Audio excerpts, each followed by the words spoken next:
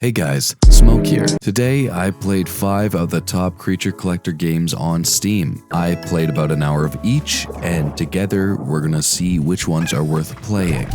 First up is Cassette Beasts, which is a Pokemon type game where instead of catching monsters, you become the monster. You start off by making your character, and pretty soon you're washed up on a beach. It gives me Pokemon Mystery Dungeon vibes, if you remember that game. I walked into town, but before I got inside, I got jumped by a traffic cone crab, which in real life we're probably like 5 years out from that actually being a thing. Thankfully, we get helped out by a woman named Kaylee, who helps us beat the snot out of the wildlife. After that, we wake up in the hospital and we find out we're not in Earth anymore and nobody knows where they are. Stop acting like you know the way ahead, like you know the rules. There are no rules, man. We're lost. Also, the music starts playing and it's actually pretty lit. I turn up the audio to listen to it, which is not something I usually do. After that, I get a quest and me and Kaylee head out to take care of it. We fight a few monsters and end up at an old train station, and things get spooky.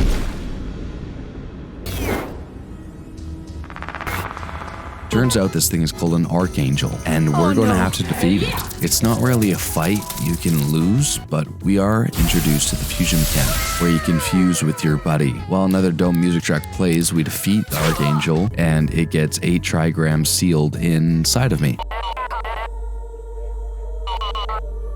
Then me and Kaylee relax at the cafe and talk things out. To wrap things up, I'd say I like this game and I definitely play more. Plus, it's on the Game Pass. It's typical turn-based gameplay, but they do fix a problem with leveling in these games by having your character level up instead of your monsters. So every monster is always relevant whenever you catch it. The music is great, overland travel is decent, and there's a couple puzzles for some extra rewards. It's good.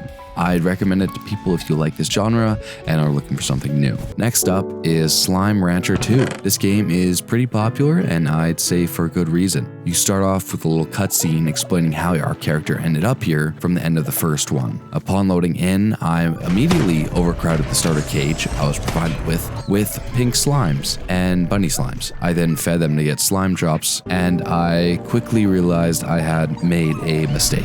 You see, slimes get bigger when they eat slime drops, and they got too big for my cage. So I decided hoarding slimes was a bad idea and made another cage. How you make money in this game is you take the slime plorts, which is what they're actually called, and sell them. I then used the money to make a chicken coop. The next day, I expanded by buying a garden and planting some carrots, and it was at this point I got tired of my escaped slimes that were being a nuisance at this point, and I picked up the unwanted with my vacuum gun and flung them into the stratosphere. Perhaps in revenge, moments later, I found multiple pink slimes had ate half my chicken population. I spent the next few days gathering resources and exploring the island, where I found some cute cat slimes and bought them an enclosure of their own. I then force-fed a slime until it exploded.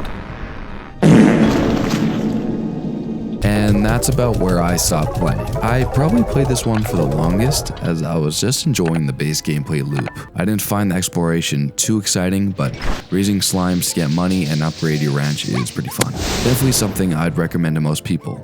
The next game I played is called Loddlenaut, where you play as an ocean janitor and you take care of little fishies. This game starts off with you coming down in a rocket ship where you meet your supervisor named Dave, and he tells you to clean up the trash in the area with your vacuum, where you can then recycle it to get cubes of pure material. After cleaning up my home turf, I'm then authorized to go to Ripple Reef, and this place is not doing well. We are also informed to watch out for our oxygen to make sure we don't run out. I start by zapping pollution from the plants. After they're healed, some give me berries, others oxygen. But the big thing is I find out I can use those recycled cubes to buy upgrades. After around 10 more minutes of cleaning, I find my first Loddle. He's covered in pollution, and I immediately make him my second priority, as I still have a job to do. That's until I find out he's followed me and repolluting the area which bumped up his priority to number 1. Luckily, after going through my oxygen ring, the goop got blasted off him,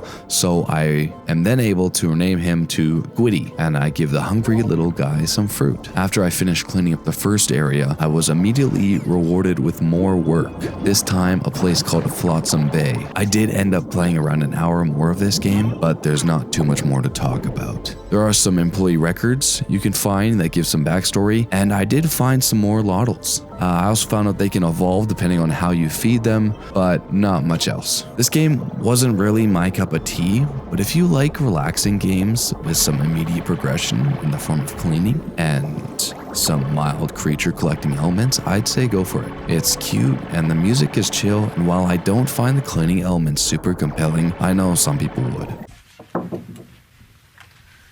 I told you it's not ready yet. Honey, just show it to them.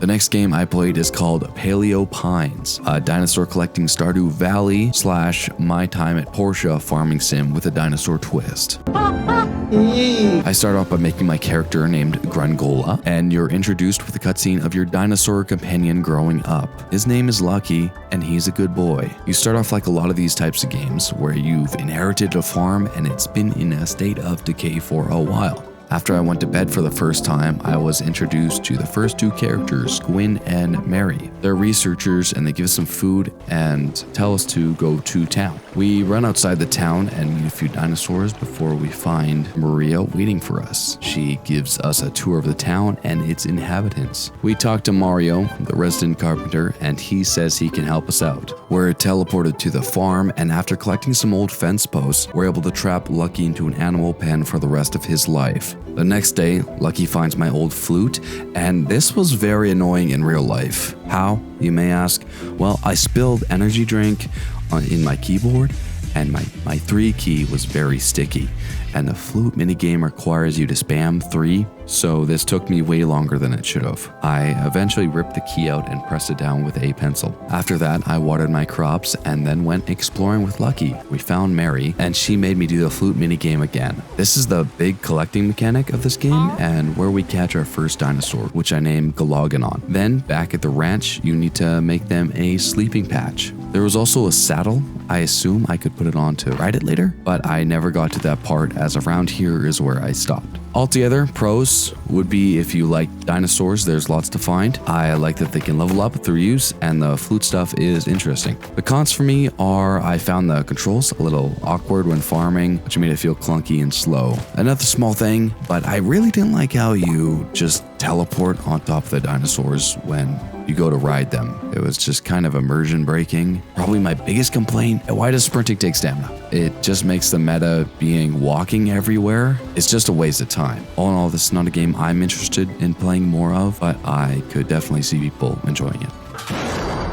Next up is Ooblets, a creature collecting Stardew Valley Pokemon-like, where instead of them fighting, the creatures have dance-offs. We start off by making a character, and we find out our life has been a giant toot, and we left our home to go to the mainland of Oob. We meet the mayor by the name of Tinstel, and funny enough, I named my character Schloob, and we're really gonna find out that name fits right in. Anyways, I have no skills or money or things, so the mayor offers us a free house in exchange for helping her out. We're then instructed to talk to people, and after that, we get to choose our Ooblet club. I choose the adventure club where I get a mushroom guy.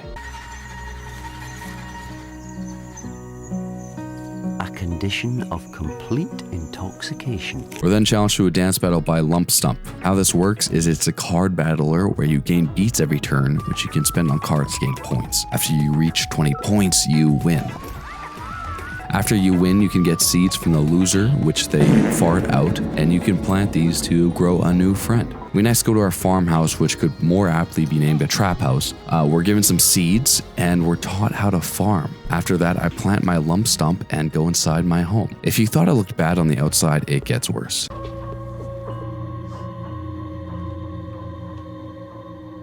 Someone cooked here.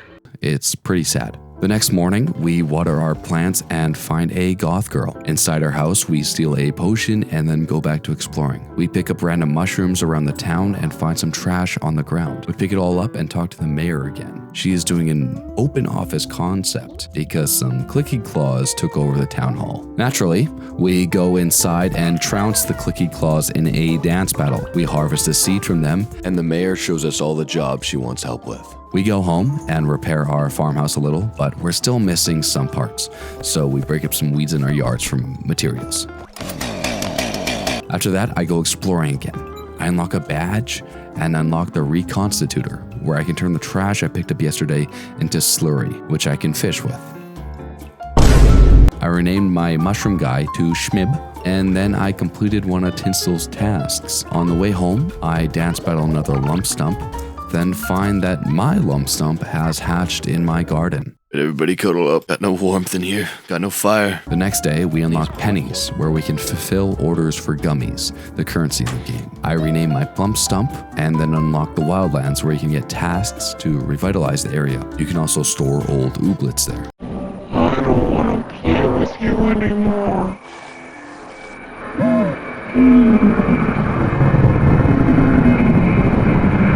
Finally, I fixed up my house, and that's around where I stopped. I like this game. The art style is a treat to look at, the characters are interesting, and the writing is quirky and full of humor. This game made me want to make a video on it. There was just a bunch of stuff to interact and react to. The only negative for me is I think the dance battles would get repetitive, and there wasn't much in the way of challenge or strategy going into them, at least to the point I'd played. To finish, this game is an easy recommend to me, and I would definitely play more of it. Thank you for watching. If you liked any of these games, please go check them out. And if you liked this video, please subscribe. Thank you.